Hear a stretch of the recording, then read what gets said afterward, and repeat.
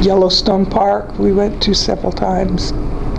We stayed in little cabins they had there, and they were kind of half cabins and half tents, but you had to keep the bears out. Our vacations were rather primitive, not fancy things, but we went to Bryce Canyon several times, Grand Canyon,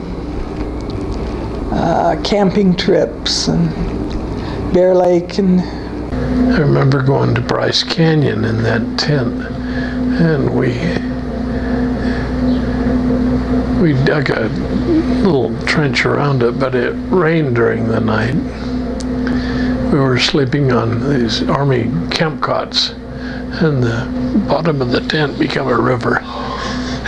And there was a baby, I think Linda, in a buggy. She was up out of the water. But it was an inappropriate place for a tent. But went on a lot of trips to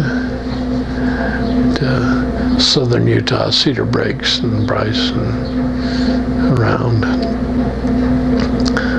And later, after I was married, we rented campers and went to California to see Myra and the likes. And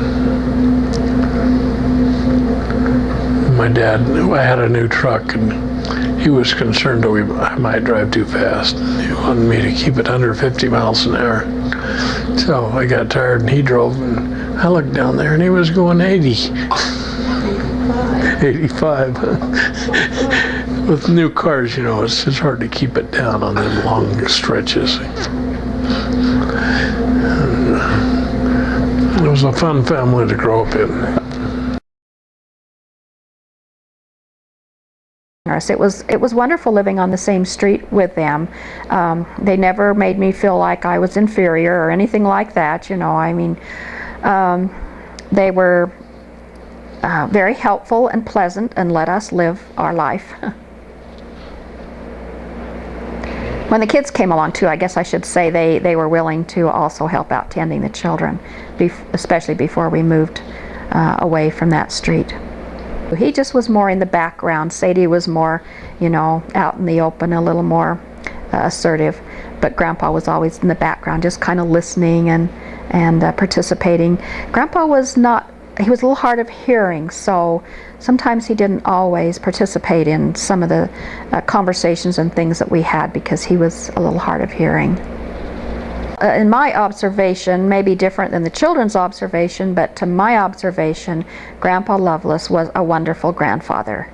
He was very interested in the children. In fact, there was probably more interaction with the grandchildren than I saw when we came over, you know, as the adults were there. He seemed to interact with the grandchildren. He was protective if your dad, my husband, did anything that Grandpa didn't like. Like for instance, throwing the kids up in the air and catching them. Grandpa would say, "That's not smart." He and Sadie always gave money to the children for their birthdays and Christmas, and he always wrote a little note on his computer for the family or for the children, whatever.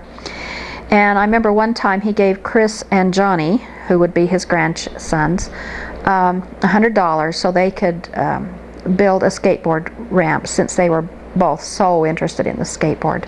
And I thought that was really something, because skateboards are kind of you know, ramps are kind of dangerous, and yet he wanted to participate by giving them some money to buy wood for that skateboard ramp.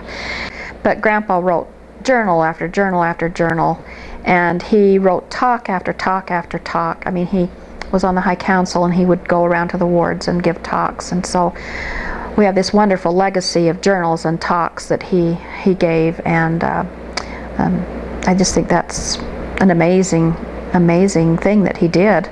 For me, that hardly can write someone like that, I really admire what he was able to do and with the legacy he left for his children, so grandchildren, great-grandchildren. Late in his life, he got a computer, And he was just fascinated with that. He was, what, 80 almost when he did that. And he got so good at it. He had, hundreds and hundreds of fonts of type on the computer, which he thought was just wonderful because he had been in that printing business and knew how tedious it was to set type by hand. But now he could just type it, and his typing was not good.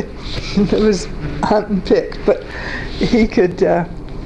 He did a lot of work with it, and he thought that computer was just so wonderful that he had so much power over it after having worked in a very primitive type of printing most of his life. Oh, he had that Macintosh, and that was his pride and joy. And I really wish that he would have lived a little longer to see the color and where it all went, because he thought that was a neat thing. And he loved to make things on the computer. In Grandpa's later life, he really took an interest in the computer. He'd been a printer all his life, and when the computer came in, oh man, that just was the icing on the cake for him. And so he had this Macintosh, I guess was it called that then, computer, and it did wonderful things that he could do a lot of printing on the computer that he maybe couldn't quite do with his printing press. And so he'd make all kinds of pictures out of, just writing, and write their name with a computer and fancy different things. And